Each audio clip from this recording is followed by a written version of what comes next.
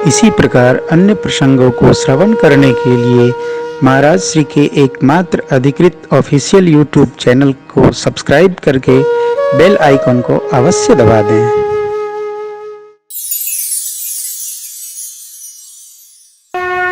जीवन में श्रेष्ठ के विचार पर टीका टिप्पणी करने से बेहतर है हम श्रद्धा में रहें। श्रद्धा में गुरु जी ने रचना बनाई और साफ साफ कहा था, राम करहु सब संजम आजू, जो विधि कुशल निभाए का। हे राम जी, आप संयम करिए, क्योंकि कल सूर्य उदय के साथ, सूर्य भगवान के आने के साथ आपको जो राजपथ पर अभिषेक होना है। मनदेव पधारे। भगवान ने देवताओं को बुलाया। देवता लोग आए। इशारे इशारे में भगवान ने अपनी बात कह दी। तो देवताओं ने कहा, प्रभु यहां देख रहे हैं अयोध्या सज रही है, उत्सव हो रहा है, मंगल में अमंगल होने पर क्या होगा?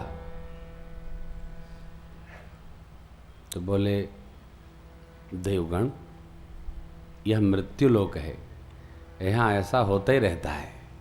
यहाँ जो आता है उसको सब स्वीकार करना पड़ता है। कई लोगों के साथ घटना घट जाती है तो स्वीकार नहीं करते, ऐसा क्यों हुआ? हा नहीं होने वाला था वो हुआ, बनी गया। नहीं होने वाला था वो होता है क्या? जो होने वाला होता है वही होता है, और जो होता है वही होने वाला रहता है। ठीक ना? अन्यथा कुछ हो नहीं सकता। भगवान के रचना से विपरीत कुछ नहीं हो सकता। जो विधान बन गया उसे कोई टाल नहीं सकता।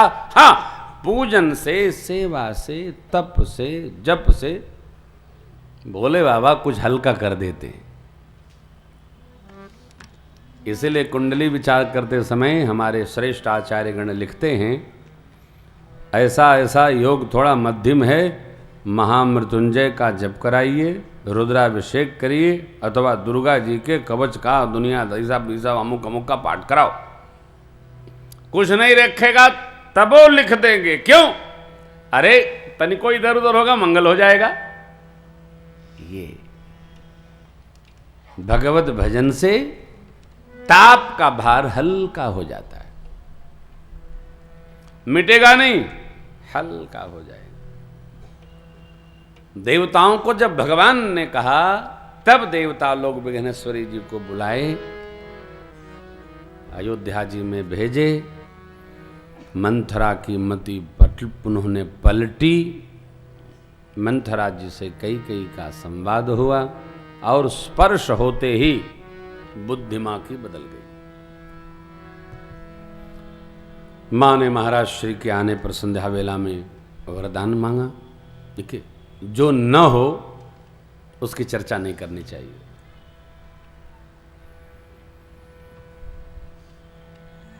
कई लोग जब दुखी होते हैं तो कहते हैं हमको मरना है, अब जीना नहीं है, अब बस आज तो हमको मरना ही है। तो क्या हो जाएगा?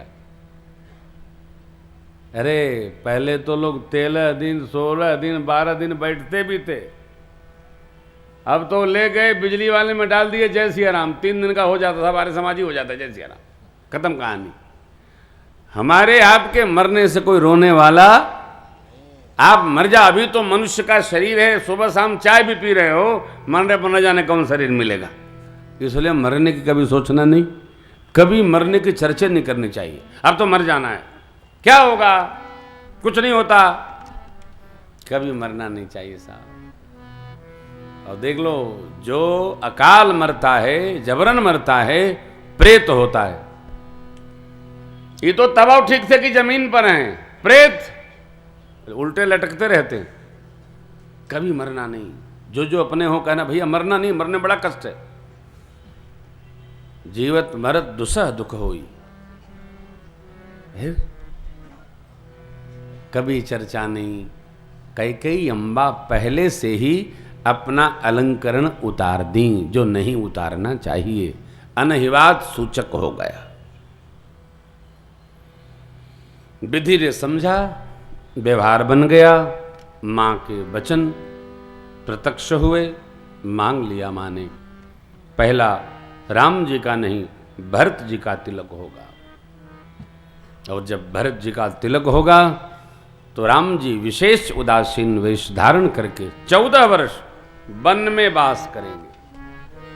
तापस वेश विशेष उदासी 14 बरिस राम बनवासी। बस महाराज सुनते ही निढाल हो गए। ये क्या मांग दिया। चक्रवर्ती जी ने बहुत कहा,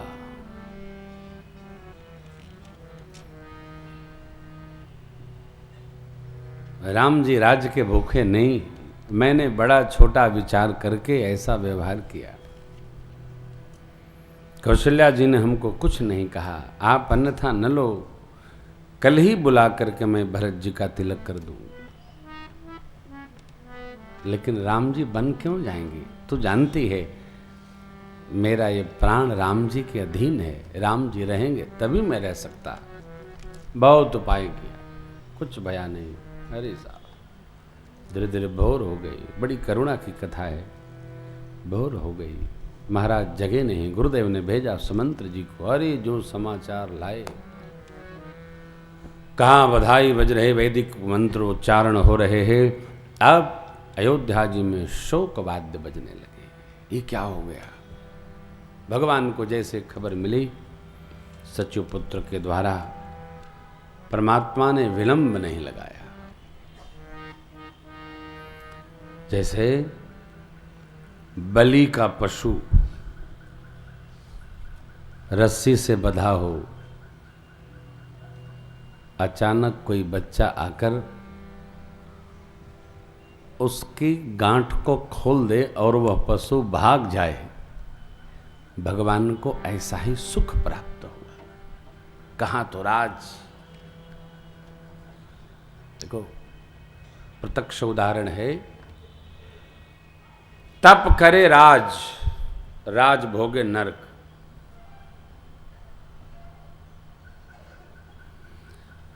राज सत्ता हमको प्राप्त हो तो भी उसको धर्ममय रखना। भगवान ने हमको सब दिया है, लेकिन धर्म का परित्याग नहीं करना चाहिए। जो धर्म में रहता है उसका राज, उसकी राज सत्ता, उसका पद भी पुष्प जैसा हो जाता है, साहब आनंदमय हो जाता है। वह धर्म उसके भाव की, उसकी राजसत्ता की, उसके मंगल की अभिवृद्धि करने योग्य हो जाता है, लायक होता है। भगवान आए, माँ से पूछे प्रणाम पूर्वक। माँ ने जैसे जैसे वर मांगा सब सुना दिया। परमात्मा ने दो ही बात कही, माँ इतनी सी बात में पूज्य पिताजी को इतना दुख पहुंचा, कौन सी घटना है? मेरे प्रिय भरत जी राज पाएं, भगवान ब्रह्मा मेरे सब प्रकार अनुकूल हो गए। विधि मोहि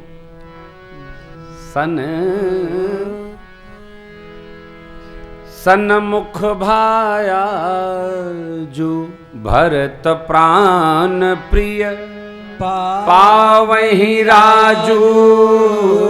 भगवान ने कहा, मां मेरे प्राणों से प्रिय भैया भरत राज पाए। भगवान ब्रह्मा मेरे सब प्रकार सन्मुख हो गए।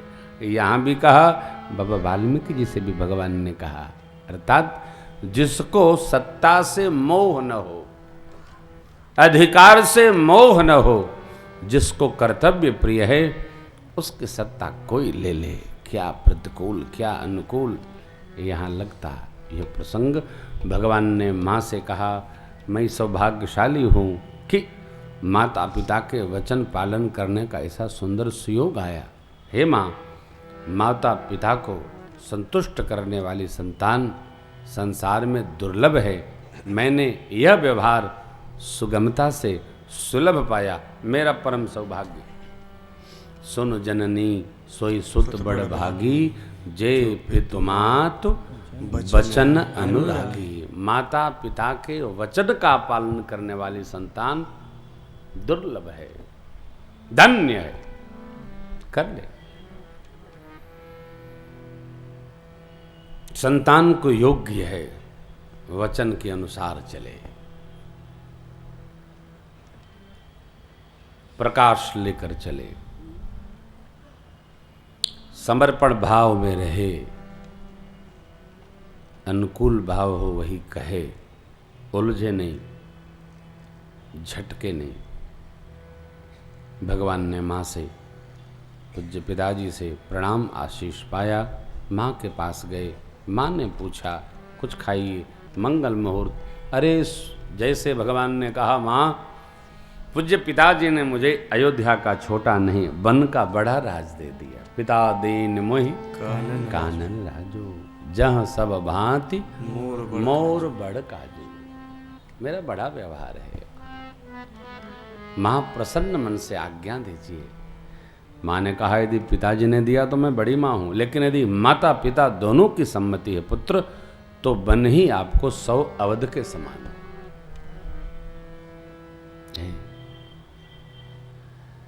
माँ कौशल्या ने भगवान के तप की प्रशंसा की। श्रेष्ठ माँ वही है संतान के तप में रमने पर प्रशंसा करे। जो माँ अपने संतान को तपस्या में लगाती है, भजन में रमाती है, उसकी स्वयं की कोख धन्य हो जाती है।